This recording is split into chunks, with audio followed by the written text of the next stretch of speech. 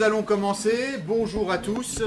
Dauphine Culture qui co-organise cette rencontre professionnelle avec l'espace Louis Vuitton, que je remercie particulièrement en la présence de Gilles Morgan, avec qui nous collaborons depuis plusieurs années sur des réunions de ce type. Je remercie beaucoup les intervenants d'être présents aujourd'hui. Et puis vous, les participants, de nous suivre sur ces différentes réunions. Nous avons déjà organisé 3 tables rondes autour de la question du financement de la culture, un autre financement de la culture. Une première table qui était plutôt consacrée à l'expérimentation, avec la Ferme du Bonheur, le 6B, donc plutôt des initiatives privées, mais qu'on pourrait qualifier d'alternatives ou de marginales. On a fait une deuxième table ronde assez récemment sur aussi l'autre financement participatif, pas moins participatif, mais plutôt privé dans la culture, avec ce qu'on pourrait appeler, il s'appelle comme ça, les holdings de l'ESS, avec Steven Hearn qui était présent, Paul Dujardin de Beaux-Arts de Bruxelles, et Stéphane Kutniak qui est le DGA sur le 92 et qui a conduit le projet sur l'île Seguin.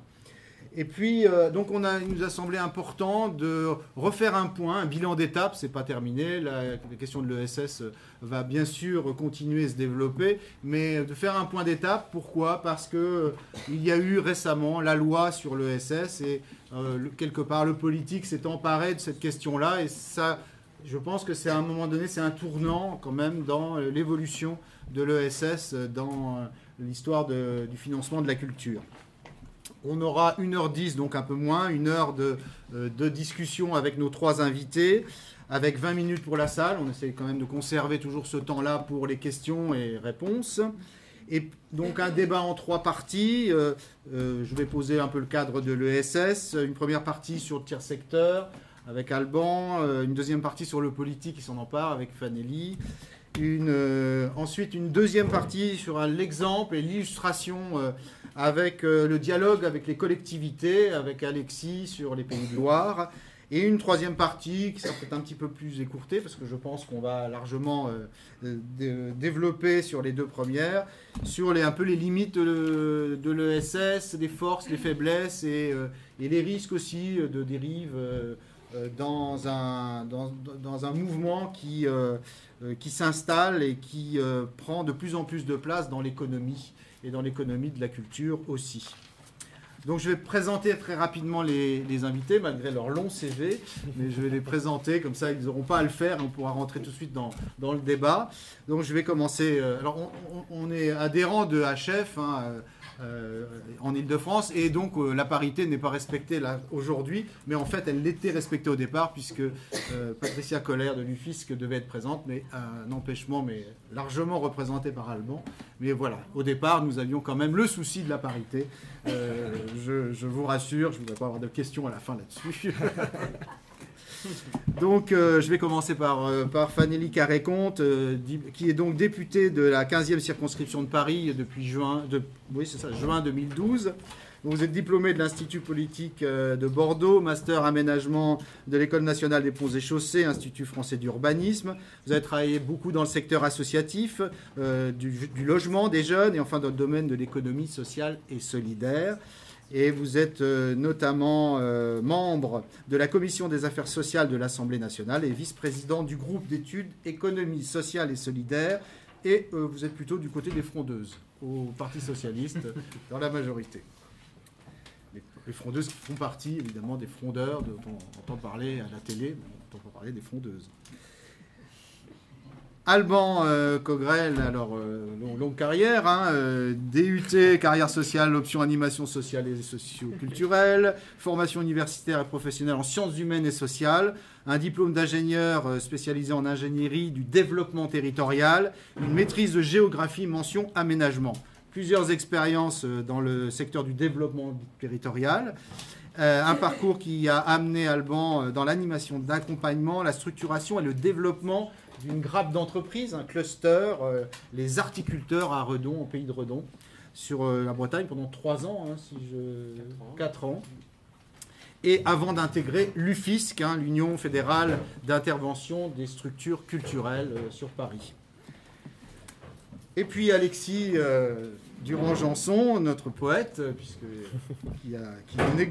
qui écrit ses CV d'une manière très poétique.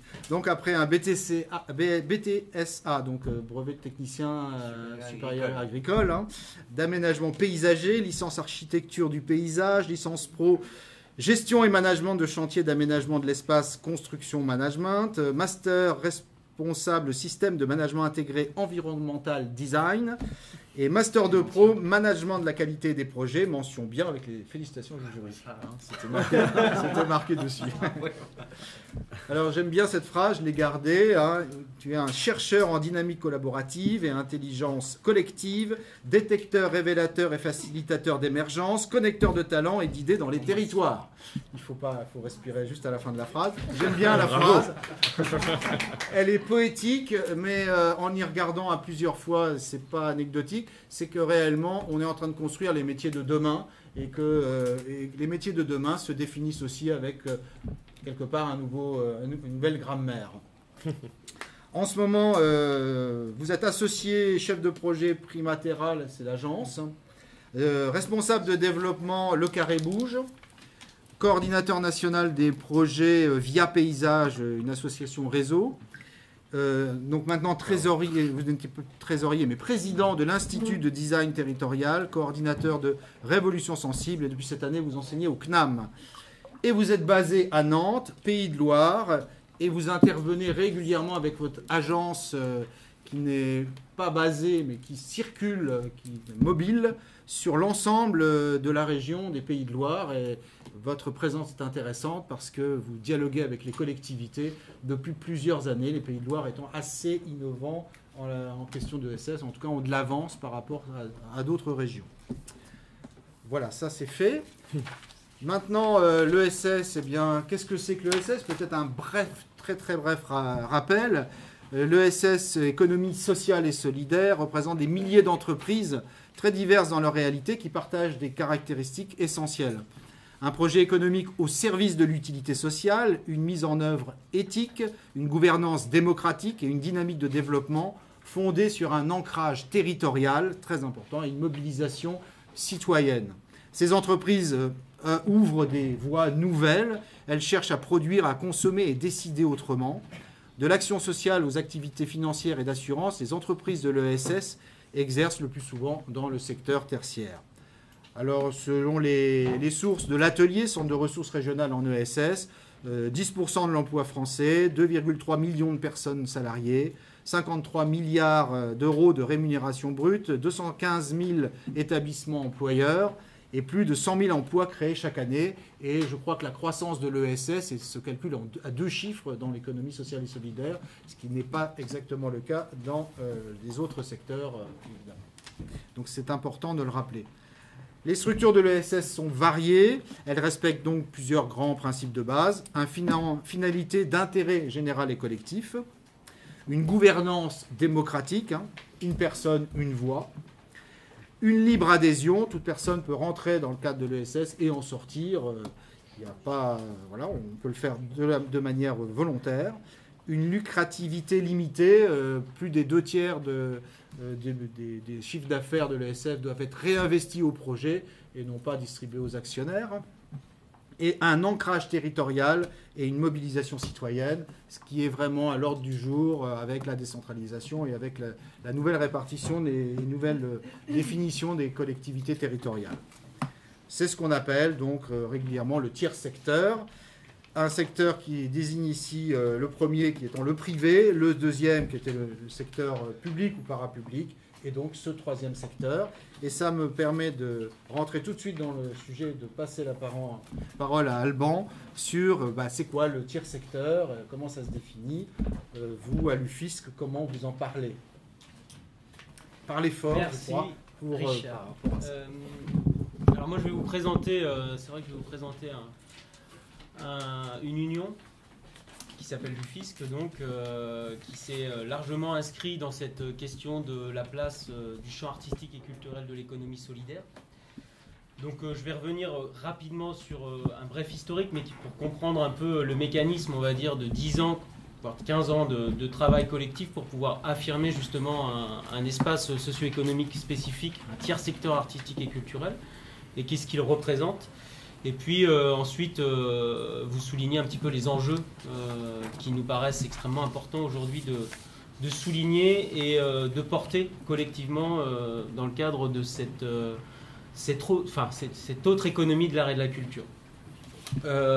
Rapidement, pour présenter l'UFISC, ça regroupe de nombreuses organisations professionnelles, à la fois des fédérations.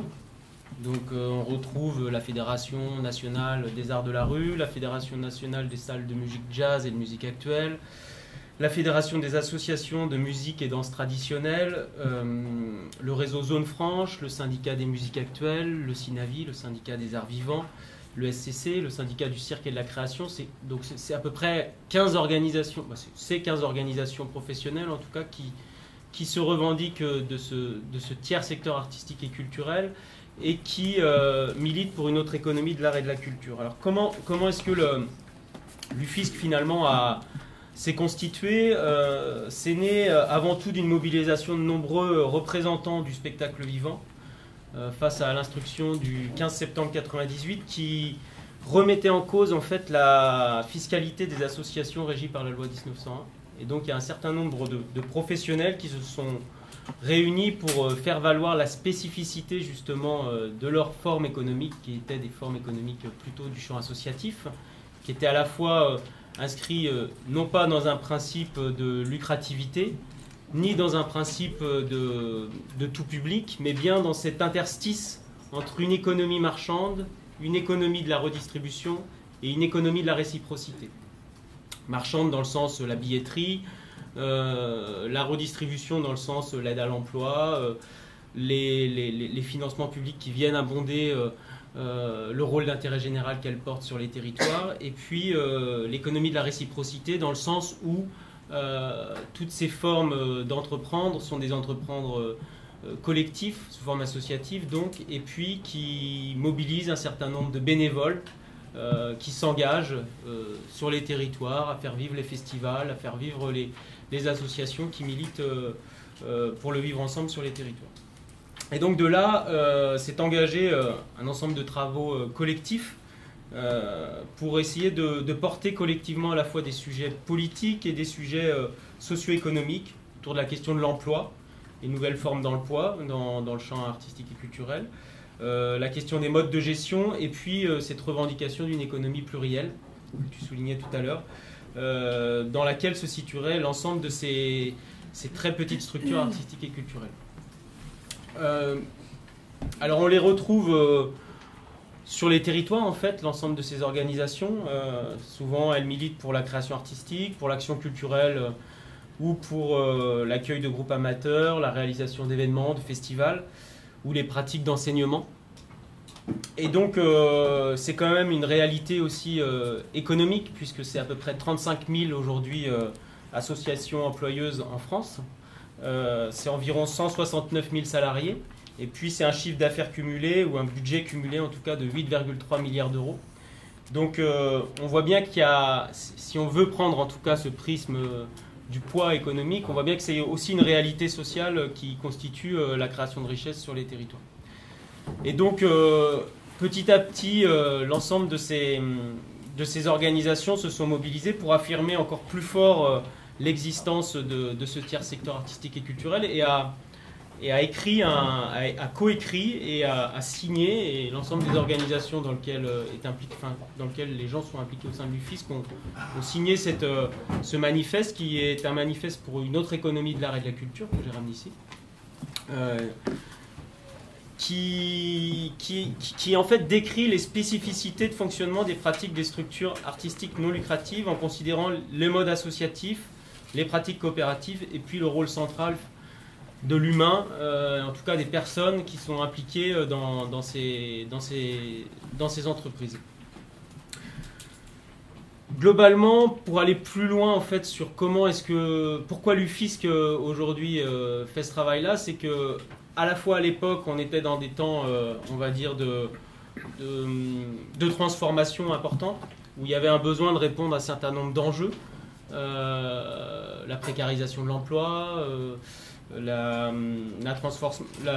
va dire les mutations autour du numérique, les recompositions territoriales, etc.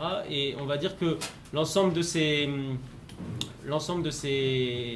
transformations majeures et ces mutations qu'on connaît depuis une dizaine d'années sont au cœur de l'actualité de l'UFISC aujourd'hui, puisqu'on voit qu'il y a quand même un certain nombre de faits majeurs. Bon, on a un temps de recomposition territoriale avec cet acte 3 de la décentralisation qui est quelque chose qui est extrêmement important et qui a des conséquences pour le champ artistique et culturel en termes de besoin de repenser des nouvelles manières de faire, ou des manières de faire autrement, en tout cas, de repenser des modes d'action autour de logiques de coopération. On voit bien qu'il y a également une crise démocratique qui est assez forte. On le voit à travers cette question de la non-implication des citoyens à travers des formes de représentation ou de démocratie représentative comme on les connaît. Donc comment est-ce qu'on affirme aussi des espaces de dialogue et de participation et de co-construction de la politique publique. Et puis on a des enjeux également majeurs autour de l'individualisation des parcours et des mutations du salariat, et comment en fait dans le champ artistique et culturel on permet collectivement dans un espace comme l'UFISC de pouvoir y répondre. Alors du coup de là découle un certain nombre de travaux, puisqu'en fait on est avant tout un espace collectif de recherche et développement, et ce travail de recherche il passe, je pense qu'on l'abordera tout à l'heure sur cette question de la co-construction de la politique publique. Comment est-ce qu'on porte un discours sur le dialogue qu'on doit instaurer entre des acteurs, une société civile qui s'organise, des acteurs du champ artistique et culturel et la collectivité à toutes les échelles. Il y a la question de la pluriactivité qui est très fortement travaillée, on va dire, irriguée dans le cadre des initiatives. Il y a également les nouveaux modes de coopération et d'organisation sur les territoires. On en parlera tout à l'heure certainement à travers la loi avec l'affirmation des pôles territoriaux de coopération économique. Mais il y a également un discours à porter et puis une réflexion à avoir de recherche et développement sur la financiarisation des activités d'intérêt général de la culture. Et puis l'enjeu européen, qui est forcément quelque chose sur lequel on ne peut plus, ou on ne peut pas en tout cas ne pas avoir un regard, puisque ça imprime aussi un certain nombre de logiques de développement et de conséquences pour les acteurs. Donc de là, ça permet en fait de nourrir des stratégies à la fois collectives au sein de l'Union, pour travailler un volet de structuration professionnelle, un volet de prise en compte des spécificités socio-économiques de ce champ artistique et culturel, ce tiers secteur, et puis en même temps être en proposition sur des cadres normatifs au niveau des politiques publiques. Alors ça passe par des exemples très concrets, hein. Par exemple, il y a eu des contributions dans le cadre de la stratégie Europe 2020, la stratégie 2020, pour faire valoir les spécificités de ce qu'on portait et comment on pouvait apporter notre contribution, on va dire, dans le cadre de cette stratégie qui se décline dans tous les cadres de politique publique, notamment au niveau régional. La question de la loi 4 sur l'ESS, le travail autour de la consolidation de la subvention, la notion d'utilité sociale, les pôles territoriaux de coopération économique, qui sont le renforcement un peu de ces logiques de coopération entre des acteurs, des collectivités, des entreprises plus classiques. Et puis l'enjeu du travail sur les formes d'entreprendre collectif. C'est vrai qu'on voit de plus en plus apparaître, c'est des prémices en tout cas, mais il y a quand même un certain nombre d'acteurs qui sont en initiative pour pouvoir permettre de construire des formes d'organisation collective qui permettent de construire de la pérennisation d'emplois. Je pense au groupement d'employeurs culturels, je pense aux coopératives d'activité et d'emploi, je pense aux sociétés coopératives d'intérêt collectif, qui sont des formes des formes juridiques, on va dire, qui sont affirmées dans le cadre de la loi, mais qui aussi consolident des parcours et des personnes à travers leur implication dans le champ artistique et culturel. Bien sûr, il y a le travail sur la responsabilité employeur et puis le travail sur les logiques d'accompagnement, puisqu'en fait, on voit bien que le travail de l'UFISC qui se passe au niveau national doit évidemment répondre à des questions de logique d'accompagnement à une échelle macro, va dire méso et très micro-local pour les structures qui ont besoin d'appui et d'accompagnement. Et là, ce travail-là se passe avec, la dynamique autour des DLA, des dispositifs locaux d'accompagnement. En fait, il faut savoir qu'en France, il y a des dispositifs qui permettent d'accompagner le champ associatif sur des questions d'emploi. Un petit mot sur le DLA, parce que je trouve que c'est un exemple, c'est très représentatif, et c'est un exemple vraiment très peu connu, de plus en plus, mais quand même assez méconnu, et qui participe vraiment de la structuration des associations sur les territoires. En tant qu'union d'employeurs, donc on est copilote du CNAR Culture, donc en fait il y a plusieurs CNAR, le CNAR Environnement, etc. Et le fait d'être copilote, on mutualise, on donne à voir en fait un certain nombre de logiques d'organisation et de développement qui se passent sur les territoires. Et donc du coup, c'est remonté au sein de ce CNAR Culture qui pilote les C2RA et les DLA. Donc c'est-à-dire qu'au niveau des territoires, il y a des professionnels, des consultants qui accompagnent les structures associatives qui ont besoin à un moment donné de réfléchir sur leur modèle socio-économique, sur la question de leur gouvernance, sur la question de faire émerger une dynamique collective de coopération sur un territoire, etc. etc. Donc dispositif local d'accompagnement, DLA. Voilà.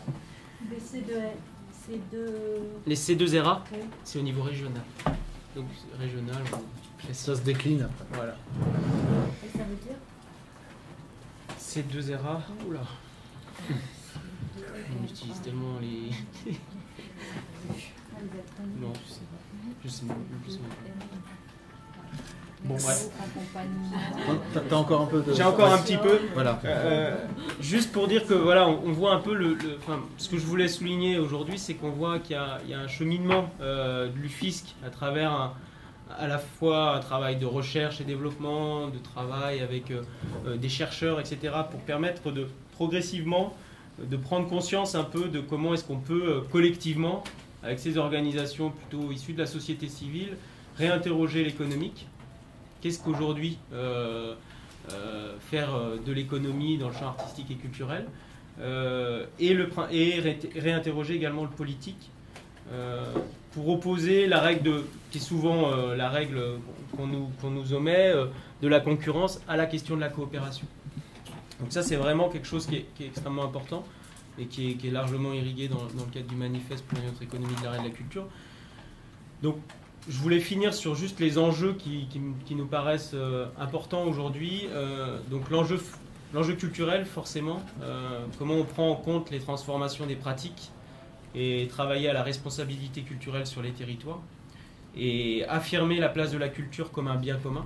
Je pense qu'on y reviendra tout à l'heure, mais comment sur les territoires on questionne cette question du bien commun, et la culture s'affirme comme un bien commun dans le cadre des politiques du vivre ensemble et de la construction de l'intérêt général sur un territoire et de la création de richesses. L'enjeu démocratique, dans le sens comment on améliore la qualité démocratique par la coopération et la participation, en tentant au maximum de favoriser les logiques d'ascendance, donc de prise en compte des initiatives et l'implication des acteurs dans les espaces de coopération et de co-construction. L'enjeu d'économie politique dans le sens où comment on re-questionne les solidarités démocratiques, la lutte contre la marchandisation et puis favoriser les services culturels d'intérêt général. Et forcément, on en a parlé tout à l'heure, l'enjeu de structuration et d'organisation collective, c'est-à-dire travailler à la lutte contre la précarisation et la fragilisation des entreprises, comment on travaille sur les nouvelles formes d'organisation du travail et les processus coopératifs, on en parlait à travers les SCOP, les SIC et les PTCE, etc. Renforcer la responsabilité employeur et puis la question de la mise en réseau des acteurs, c'est-à-dire qu'aujourd'hui, on sait que sur les territoires, tous n'ont pas les solutions ou les réponses ou toutes les ressources nécessaires, et comment on favorise justement cette mise en coopération des territoires, donc dans une logique d'interterritorialité. Et à travers cette union, c'est aussi vers ça qu'on souhaite pousser pour pouvoir souligner que sur les territoires un peu partout en France, il y a de la richesse et des initiatives qui se créent dans le champ artistique et culturel et qui inventent des nouvelles manières de faire ou des nouvelles économies de la culture. Merci, voilà. Merci Alban pour ce tour d'horizon extrêmement précis Vous utilisez beaucoup de termes et beaucoup de vocabulaire que nous ne sommes pas tous forcément habitués à entendre. Et c'est pour ça qu'on va quand même essayer d'être précis sur un certain nombre d'exemples qui vont illustrer cette chose-là. On retient quand même qu'il y a vraiment une autre façon de penser, une autre logique, et qu'effectivement le vocabulaire qui va avec, il faut se l'approprier pour pouvoir réellement creuser ces questions-là.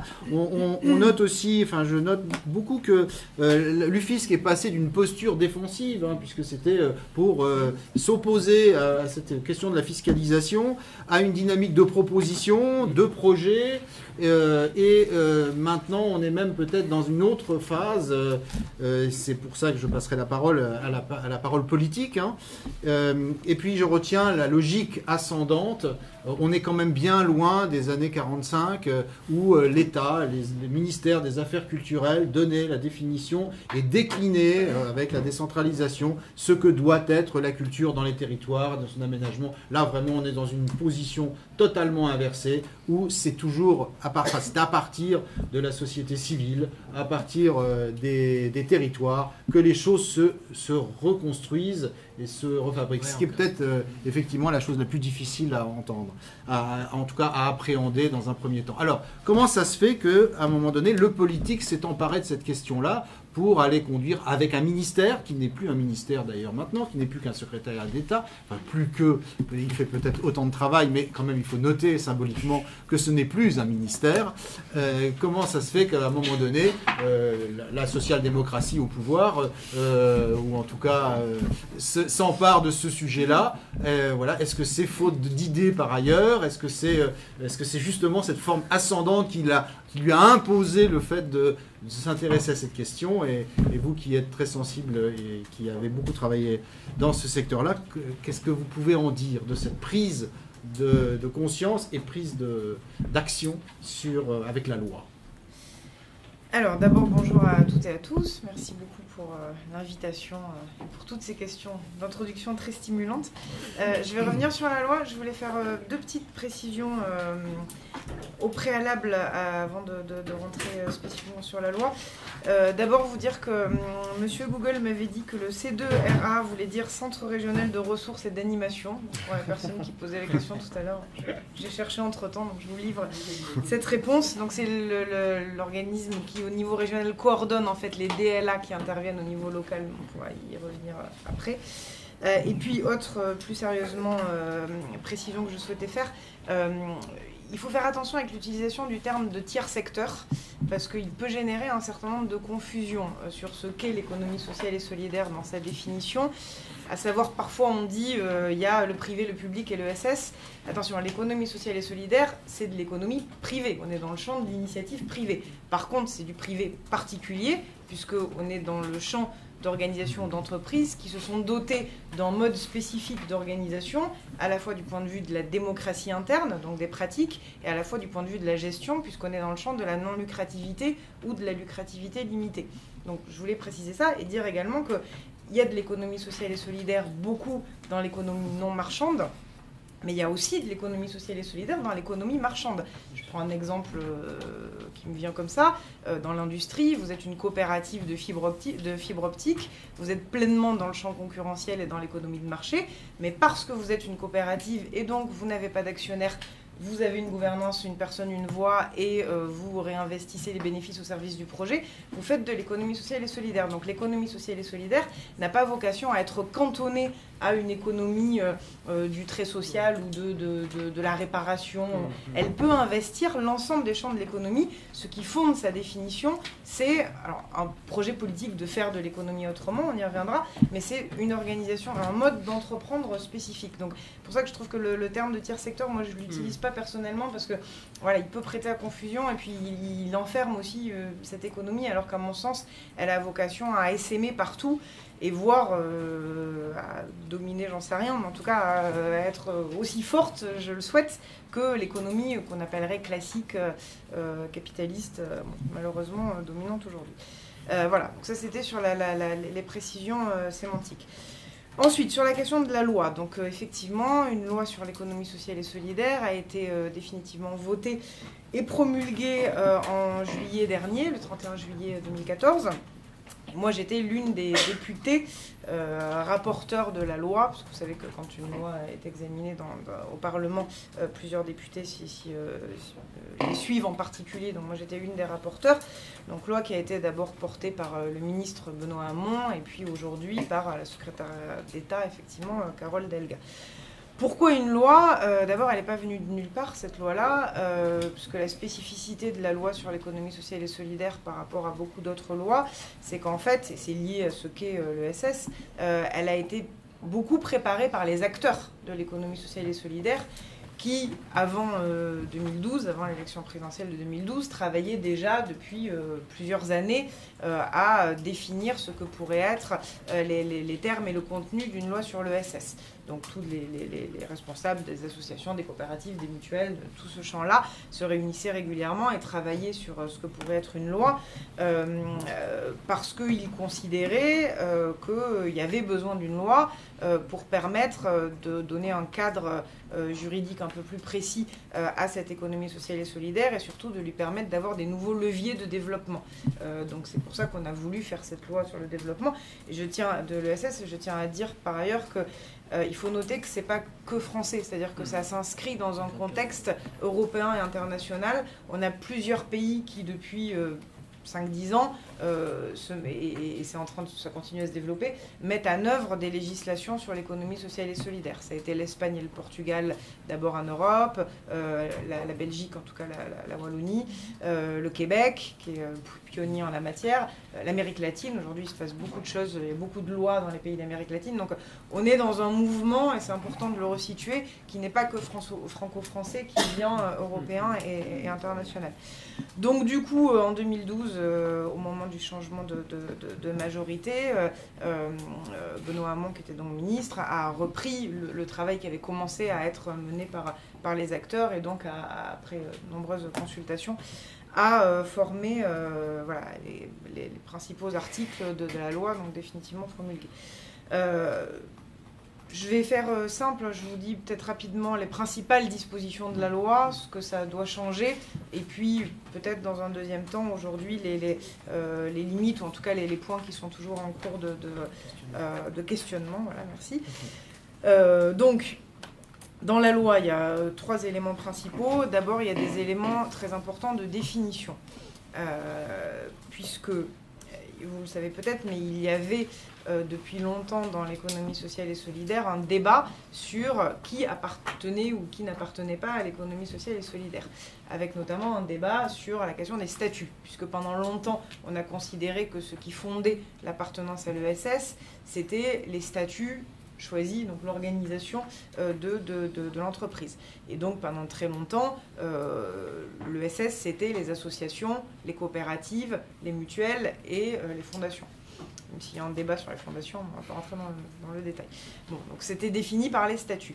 Depuis plusieurs années, il y a un mouvement qui s'est développé qu'on appelle le mouvement de l'entrepreneuriat social, dont vous avez peut-être entendu parler, qui, lui, a dit que ce qui fondait l'économie sociale et solidaire, ce n'était pas nécessairement les statuts, mais plutôt le projet, et que donc on pouvait être une société commerciale, SA, SARL, société anonyme, tout ce que vous voulez, tout en étant de l'économie sociale et solidaire, parce qu'on mettait en place un certain nombre de pratiques, et que surtout on avait un projet d'utilité sociale. Donc il y avait ce débat-là qui existait dans le champ de l'ESS depuis longtemps, et la loi a décidé d'ouvrir, enfin d'avoir une définition de l'ESS qui est donc aujourd'hui une définition ouverte, puisqu'on a à la fois les acteurs statutaires qui sont membres de droit, entre guillemets, de l'ESS, donc associations, coopératives, mutuelles, fondations, et puis des sociétés commerciales sous certaines conditions. Et la loi liste un certain nombre de conditions qui sont quand même très précises. D'abord sur la gouvernance, on dit qu'il faut une gouvernance particulière, démocratique. Alors ça ne peut pas être une personne, une voix, parce que dans les sociétés commerciales, vous ne pouvez pas faire ça, mais en tout cas on dit gouvernance qui associe toutes les parties prenantes. Des choses de ce genre-là. Et puis, principe de gestion particulier, puisque donc il faut absolument qu'une certaine fraction, je ne rentre pas dans les chiffres, mais des bénéfices soient réinvestis dans le projet, dans l'intérêt collectif, etc. Donc on a désormais une définition très précise de l'ESS qui permet de dire quelles sont les structures qui seront dans le champ et quelles sont celles qui n'y seront pas. l'enjeu, évidemment, vous l'avez compris, autour de la définition, c'est la question des financements publics, puisque pourront accéder à un certain nombre de financements qui ont été développés autour de la Banque publique d'investissement ou de la Caisse des dépôts et consignations, les financements dédiés à l'ESS, ne pourront y accéder que les structures qui rentreront dans la définition de l'ESS au niveau de la loi. C'est pour ça que cette définition est importante. Et puis cette définition, on définit aussi l'utilité sociale. Et l'utilité sociale, c'est important pour pouvoir bénéficier de l'agrément ESUS, qui est l'ancien agrément entreprise solidaire, peut-être que certains d'entre vous connaissent. Donc désormais, ça s'appelle entreprise solidaire d'utilité sociale, qui est notamment l'agrément qui donne accès au fonds de la finance solidaire. Donc voilà. Donc, premier enjeu important, cet enjeu de définition qui dit les choses de manière très précise, et donc on sait quelles sont les structures qui sont dans le champ et qui auront donc accès à un certain nombre de dispositifs et celles qui n'y seront pas. Dans les éléments de définition, on définit également l'organisation du secteur, à la fois au niveau territorial et au niveau national, puisque donc on consacre dans la loi le rôle et la place sur les territoires des CRES, les chambres régionales de l'économie sociale et solidaire, vous connaissez sûrement, donc ils sont là, c'est l'organisation du secteur par lui-même, hein. Là c'est pas les pouvoirs publics, c'est le secteur qui se regroupe, et donc c'est son propre mode d'organisation, donc les CRES sur les territoires, et au niveau national, quelque chose qui s'appelle la Chambre française de l'ESS, et qui regroupe les différentes familles de l'ESS au niveau national. Donc organisation du secteur, au niveau de ces acteurs et au niveau aussi des politiques publiques, puisque dans la loi, on précise aussi que ce sont les régions qui ont la responsabilité de mettre en œuvre des schémas de développement de l'ESS sur les territoires, avec une conférence, je crois qu'elle est tous les 2 ans, co-organisée par le président de la région et le préfet pour travailler avec les acteurs au développement de l'ESS sur les territoires. Donc voilà, donc premier point que je voulais soulever sur la loi, définition et organisation du secteur, on clarifie, on écrit dans la loi un certain nombre de choses. Deuxième axe de la loi que je voulais évoquer avec vous, un certain nombre de leviers de développement qui sont des développements nouveaux, ou en tout cas auxquels on donne une impulsion supplémentaire. Alban en a cité un certain nombre dans son intervention, mais effectivement, ce qui est très important à mon sens dans la loi, ça va être par exemple la clarification juridique de la notion de subvention.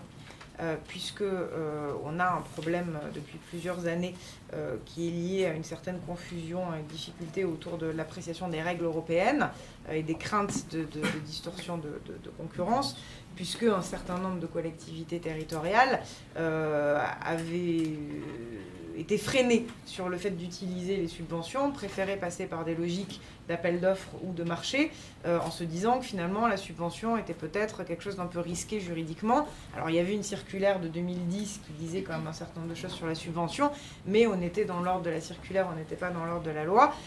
Une des volontés donc, des législateurs a été vraiment de rassurer et de clarifier les choses sur la subvention en disant aux acteurs et en particulier aux collectivités locales: la subvention, c'est pas grave, c'est pas sale, c'est légal, on peut le faire, on vous le recommande, et donc on écrit dans la loi voilà, on sécurise cette notion-là. Donc, premier élément, notion de subvention. Deuxième élément qu'Alban a également évoqué, l'apparition dans la loi de la notion de PTCE, donc les pôles territoriaux de coopération économique. Alors, je ne sais pas quel est le niveau de connaissance de ces dispositifs-là ou pas. Je vais dire 2 mots rapides, peut-être après s'il y a des questions, on pourra préciser. Donc, les PTCE, en fait, moi j'appelle ça, c'est les anti-pôles de compétitivité, entre guillemets, c'est-à-dire qu'on est vraiment dans une logique de développement solidaire des territoires. Et donc, on a depuis plusieurs années des initiatives qui ont regroupé sur des territoires des entreprises de l'ESS avec des entreprises de l'économie dite classique et avec des collectivités locales ou des universités, des centres de recherche au service d'un thème de développement local des territoires. Et donc, ça se développe de plus en plus. Il y a des appels à projets au niveau national qui viennent soutenir ces dynamiques de PTCE et la loi leur donne une place, enfin, consacre juridiquement dans la loi cette dynamique des PTCE. Troisième élément, les DLA, on en a parlé tout à l'heure, j'y reviens pas. Quatrième élément dans les nouveaux leviers de développement, l'innovation sociale, qui a désormais sa définition dans la loi. Ça, c'est très important aussi parce qu'il était important pour les législateurs de faire en sorte que, au même titre que l'innovation technologique, l'innovation sociale, c'est-à-dire le fait de développer des nouvelles manières de répondre à des besoins sociaux, puisse également être reconnue et donc également être financée, puisque vous avez bien compris que chaque fois qu'on met quelque chose dans la loi, l'intérêt, c'est d'essayer de le renforcer pour que derrière, ça puisse débloquer un certain nombre de choses, notamment au niveau des financements. Donc innovation sociale. Et puis, dernier élément que je voulais citer parmi les nouveaux leviers de développement, la stabilisation de formes juridiques de l'ESS qui connaissait des incertitudes juridiques et que nous avons voulu sécuriser, les SIC, les sociétés coopératives d'intérêt collectif, et les CAE, les coopératives d'activité et d'emploi. Ça, c'est important dans le champ culturel parce qu'il y a un certain nombre de ces structures qui se développent. Enfin, les CAE, je pense notamment à Clara, qui existe à Paris, ou Port Parallèle, qui est plus à Strasbourg, je crois. Voilà, il y a plusieurs de ces structures-là dans le champ de la culture qui se développent, et donc on a voulu, là aussi, les sécuriser juridiquement. Voilà, donc 1, définition organisation, 2, nouveaux leviers de développement, et 3, un certain nombre de dispositions, là je vais aller plus vite, spécifiques aux familles historiques de l'ESS. Ça nous intéressera peut-être moins dans la discussion, mais que ce soit pour les mutuelles, que ce soit pour les coopératives, que ce soit pour les associations, la loi apporte un certain nombre de précisions ou de réponses à des questions que se posaient ces différentes familles. Si je cite juste peut-être pour les coopératives, puisque vous en avez peut-être entendu parler dans le débat public, il y a, vous savez, les dispositions qui permettent d'informer les salariés d'une entreprise avant une reprise ou une cession d'entreprise pour que les salariés puissent être en capacité de la reprendre sous forme coopérative. J'en parle parce que ça a été beaucoup dans le débat public, parce que le MEDEF était vent debout contre cette disposition, et donc voilà, on peut parler de ça autour de ce texte de loi, mais bon, ça ne concerne pas directement notre débat. Voilà, donc dispositions spécifiques aux différentes familles, je ne reviendrai pas plus dans le détail là-dessus. Pour finir, une fois qu'on a fait une loi, qu'est-ce qui se passe puisque moi j'ai coutume de dire que pour moi la loi était une condition nécessaire à un développement beaucoup plus important de l'ESS dans notre pays, mais ce n'est pas pour autant la condition suffisante. Une fois qu'on a fait ça, il y a encore un certain nombre de questions qui se posent. Il y en a plusieurs. D'abord, une fois qu'on a une loi, il faut avoir des décrets d'application de cette loi. Sur la loi économie sociale et solidaire, il y a 40 décrets qui sont prévus. À l'heure où je vous parle, il y en a 7 qui ont été promulgués. Mais ceci, parce qu'on pose très régulièrement la question à la ministre, qui me disent que c'est en cours, les choses avancent malgré tout. Il y a aussi des choses qui prennent du temps, et c'est normal parce qu'il y a des processus de consultation avec les acteurs qui sont importants et qu'il ne faut pas passer, faut pas brader. Voilà. Donc c'est normal aussi que ça prenne du temps, mais toujours est-il comment il faut qu'il y ait un suivi vigilant de l'application de ces décrets. Deuxième élément, évidemment, la question des moyens, puisque une fois qu'on a dit tout ça, il y a des leviers de financement qui, au niveau des financements publics, ne sont pas toujours simples. Je ne vais pas développer là-dessus, parce que tout le monde est confronté à ça à son quotidien, que ce soit au niveau national ou au niveau des collectivités, où je sais bien que notamment les problématiques de baisse des dotations aux collectivités ont des conséquences, et elles ont des conséquences en particulier dans le champ culturel, donc j'ai bien conscience de ces difficultés-là. Troisième élément à garder en tête, la transversalité des politiques publiques, c'est-à-dire que c'est pas parce qu'on a fait une loi qu'il faut arrêter de se préoccuper de l'ESS dans les autres lois et dans le reste des politiques publiques. Je donne un exemple, on voit